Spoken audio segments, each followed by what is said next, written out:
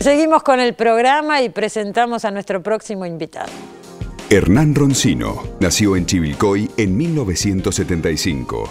Sociólogo y docente, es autor de las novelas La Descomposición, Glaxo y Lumbre, su último título publicado.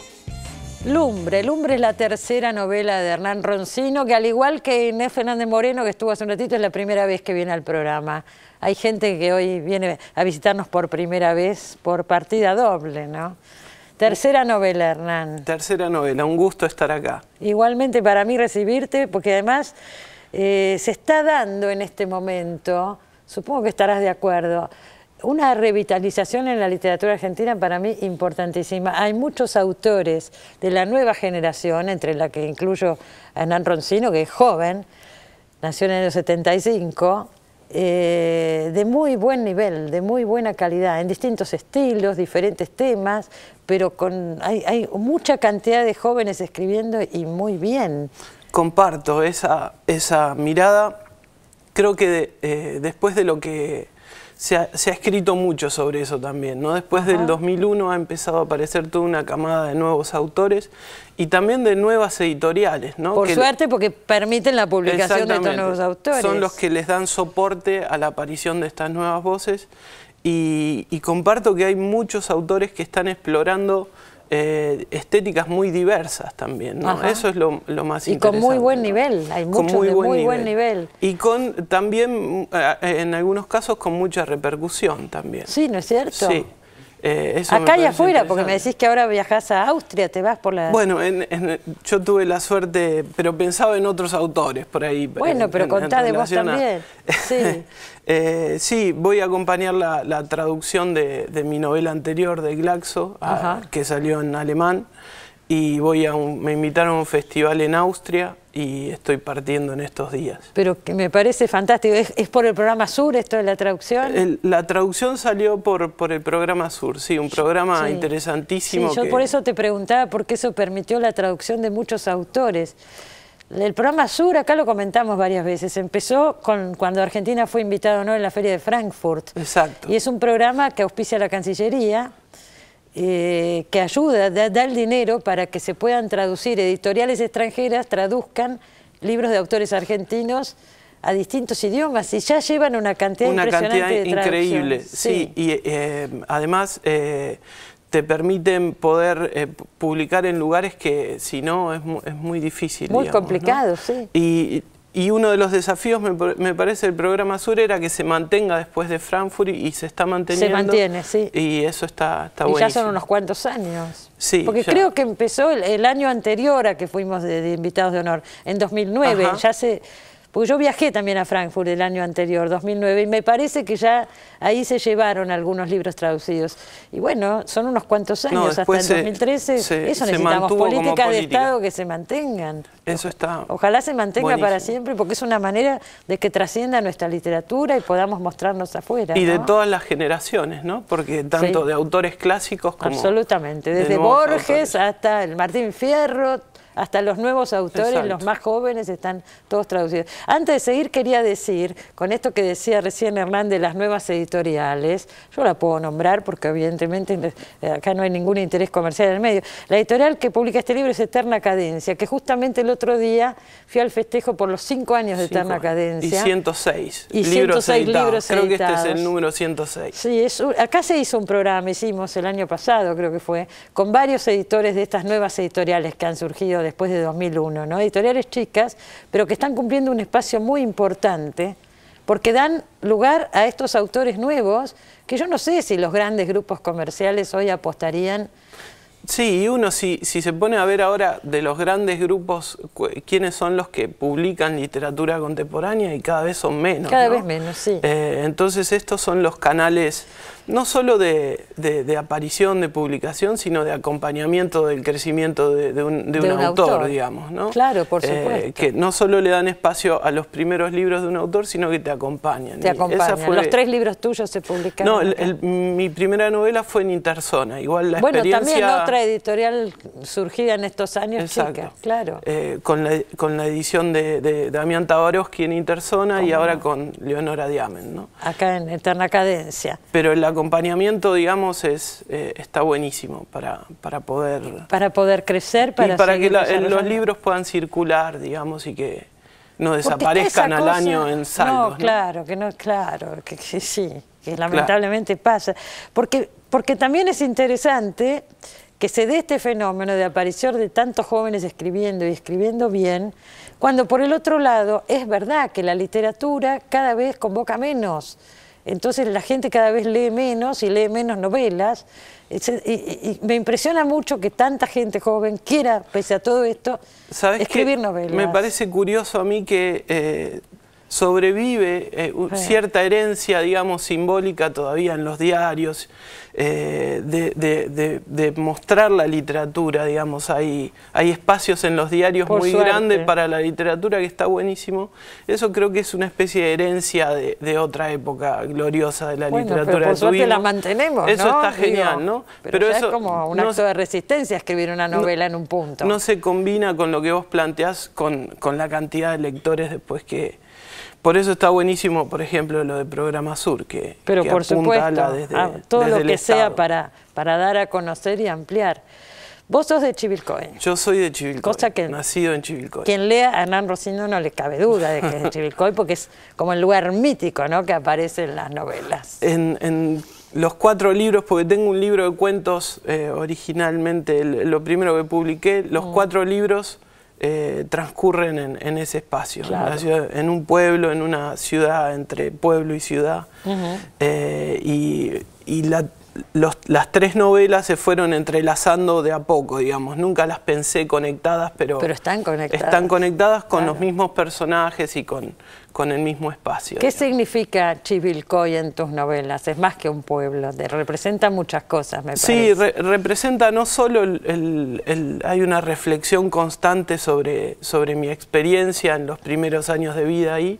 Yo me vine a los 18 años a Buenos Aires a estudiar, pero son esos primeros años que te fundan, digamos, como persona. Entonces hay una reflexión constante sobre esa experiencia, sobre lo que significa vivir en una pequeña comunidad, ¿no?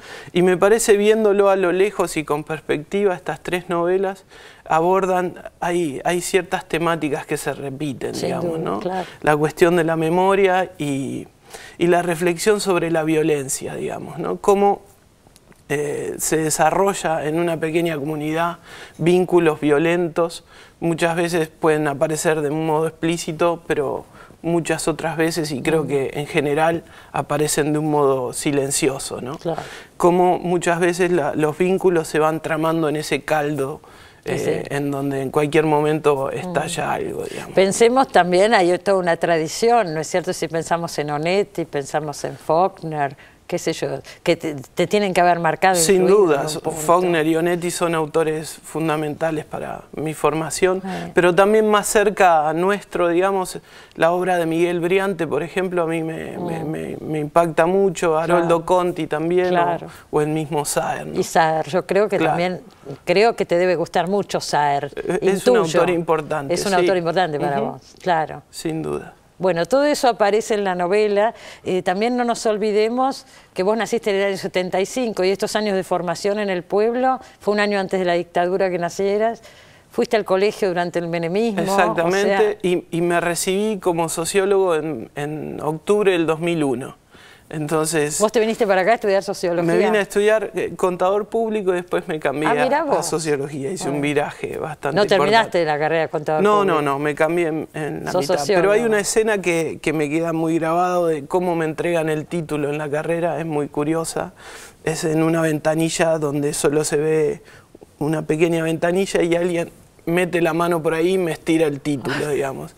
Porque se habían suspendido las entregas públicas de título. el acto imaginado de que te entregan el título. Qué terrible. Era muy triste. Haciendo una cola te pasaban por ese huequito el título. Era todo un síntoma de época también, ¿no? Sí, sin duda. Y bueno, son esos momentos que aparecen mucho en los textos también.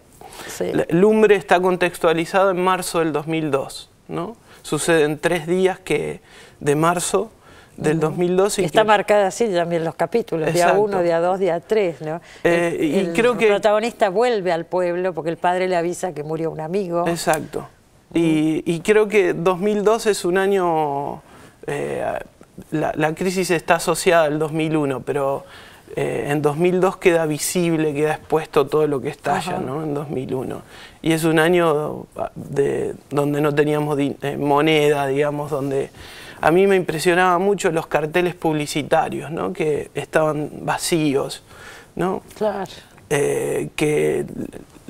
Digamos que me pagaban con productos, con mercaderías, con cosas. Claro, el trueque, ¿no? El año 2002 es un año, digamos, de tierra baldía, digamos, ¿no?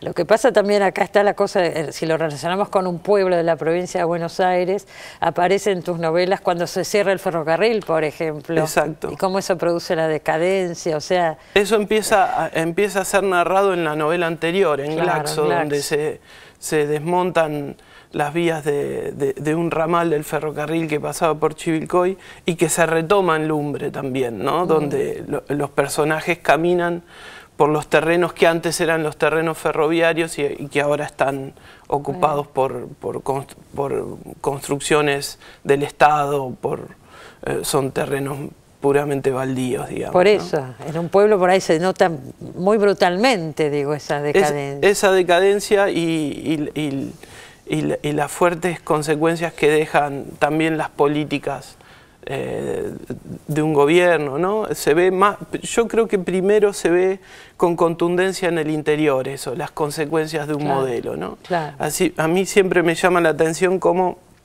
se fue organizando la resistencia al modelo neoliberal desde las provincias, ¿no? En el norte los movimientos piqueteros comienzan a organizarse, ¿no? En Neuquén, en Salta, y esa movida empieza luego a moverse hacia el centro. Hacia digamos. el centro. Y eso está ya en 2001. Claro. Pero antes hay un síntoma que está dentro, ¿no? Que está en dentro. el interior. Por eso es muy interesante también situar este pueblo, que ya es un pueblo mítico, ya no es Chivilcoy, ¿no es cierto? Desde ahí se pueden contar, pienso, un montón de cosas, ¿no es Exacto. cierto? Aunque se toman cuestiones de la historia de Chivilcoy o la existencia de esa película que se menciona todo el tiempo, en donde se dice que Cortázar participó del guión. ¿Cómo se llama la película? La sombra del pasado, un título muy cortasariano, ¿no? Sí, totalmente. Que se filma en esos años en los que Cortázar vivió en Chivilcoy, que son 5 años en la década del 40. Y bueno, hay elementos que se toman de la historia del pueblo porque la presencia de Sarmiento, por ejemplo, ¿no? El pasaje de Sarmiento con el ejército grande. Claro, toda la historia del pueblo. Y que hay un episodio donde citas a Rodolfo Walsh, no sé si es acá o en la anterior, en Glaxo, a raíz de los fusilamientos de José León Suárez. ¿Cómo era eso? Exactamente. Ahí, la novela de algún modo se desprende de Operación Masacre, porque hay un personaje importante en Glaxo que participa de los fusilamientos, ¿no? Es uno de los policías que fusila y que deja vivo, que cree que lo mató, pero que está vivo, a Libraga, ¿no? Entonces, como esos policías no están nombrados en Operación Masacre, yo a partir de ese anonimato, digamos, tomo a ese personaje, le doy un nombre y lo traslado a Chivilcoy, digamos. Son novelas que son complejas porque toman muchísimos temas. Pienso que muy bien hecha, muy bien escrita, Lumbre, la recomiendo de todo corazón. Y bueno, pero los elementos acá en juego son muchísimos. Son muchísimos. Son muchísimos, ¿no es cierto? Y fundamentalmente lo que me interesa trabajar es el fragmento, digamos, ¿no? Trabajar con pequeños fragmentos y en esta novela en Lumbre en especial me interesaba contar muchas historias, ¿no? Hay un narrador pero yo la pienso más bien como una novela polifónica, porque claro que lo es. se monta todo el tiempo en historias que cuentan otros y en el recuerdo de esas historias al mismo tiempo, ¿no? Si miramos el panorama actual de los escritores de tu generación, Sí. digo, ¿te reconoces en alguna línea? Bueno, mira, hay muchos autores que me interesan de mi generación. Sí. Por ejemplo, Jorge Consiglio es un autor que es un poco más grande que yo, pero me parece muy interesante lo que hace. Todavía no lo hemos traído, lo vamos a invitar. Jorge Consiglio tiene unas no? novelas y unos cuentos y libros de poemas también muy, muy interesantes. Hernán Arias es un autor que me gusta mucho, tiene una novela que sacó Entropía que se llama La Sed. Bueno, Ricardo Romero, Selva Almada tiene unas novelas muy interesantes que también son autores que exploran el interior de algún modo, ¿no? Claro. Es muy interesante lo que está pasando, sinceramente. Es todo un movimiento nuevo, pero con mucho vigor, ¿no? Claro. Muy interesante. Con mucha bueno, fuerza. mucha suerte en Austria. Me alegro de que hayas venido, Hernán, y por supuesto recomendamos Lumbre, que es la última novela que acaba de salir, y la obra de Hernán Roncino, ¿no? Bueno, suerte en el viaje, gracias. Ya nos contarás. Muchas gracias en por algún la invitación. momento. Al contrario, nos queda un bloque, todavía no se vaya que ya volvemos.